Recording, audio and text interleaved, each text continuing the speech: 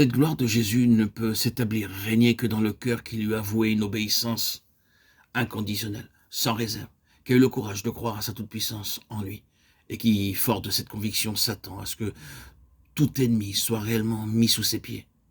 Ce cœur-là sent ce dont il a besoin. Il veut le posséder, il le demande et le reçoit. Il veut que Christ soit maître de tout en lui. Il veut que toute chose dans sa vie, grande ou petite, devienne sa possession.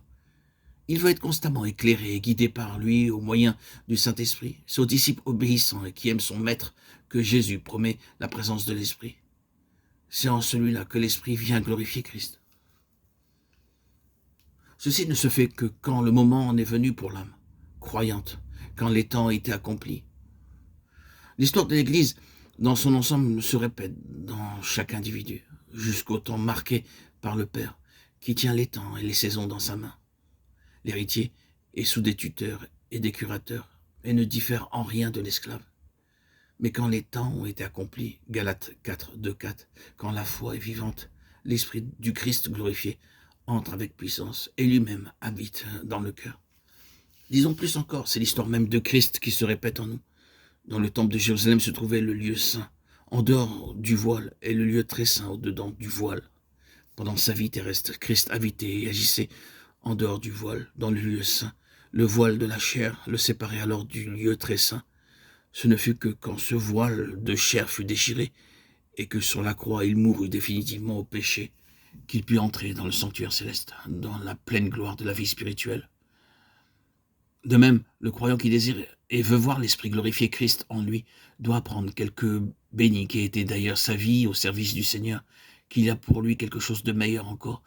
Pour lui, il faut que le voile de la chair soit déchiré, il faut qu'il pénètre dans cette partie spéciale de l'œuvre de Christ, en passant par la voie nouvelle et vivante qui conduit au lieu très saint. Celui qui a souffert en la chair a cessé de pécher.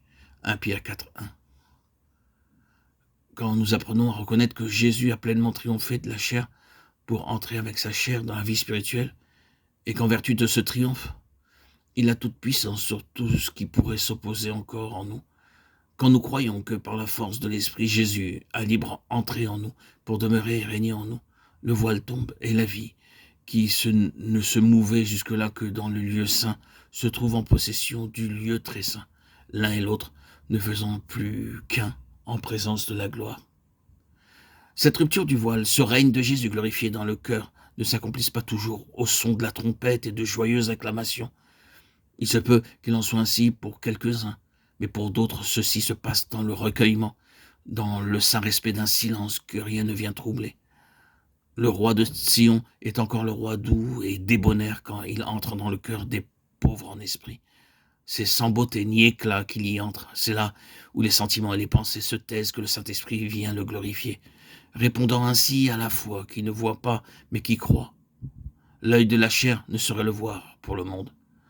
Sa présence est un mystère. Mais c'est précisément lorsqu'au-dedans tout paraît faiblesse et vide que l'esprit apporte la certitude de l'entrée de Jésus, de son habitation dans le cœur. L'âme le sait et l'adore en silence. Elle sait que Jésus est son maître, qu'il règne en elle sur son trône de justice et qu'enfin cette promesse est accomplie. C'est lui qui me glorifiera. Oh Seigneur, je t'adore dans la gloire que le Père t'a donnée. Je te bénis aussi de ce que tu as promis que cette gloire serait révélée au cœur de tes disciples, qu'elle viendrait habiter en eux, les remplir de ta présence. Ta gloire consiste à posséder tout ce que le Père possède. Tu as dit aussi que l'Esprit prendrait de cette plénitude infinie de ta gloire et de ta puissance pour nous l'annoncer. Les cieux et la terre seraient remplis de ta gloire. Le cœur et la vie de tes bien-aimés peuvent aussi être remplis de cette gloire divine. Ah Seigneur, qu'il en soit ainsi. Amen.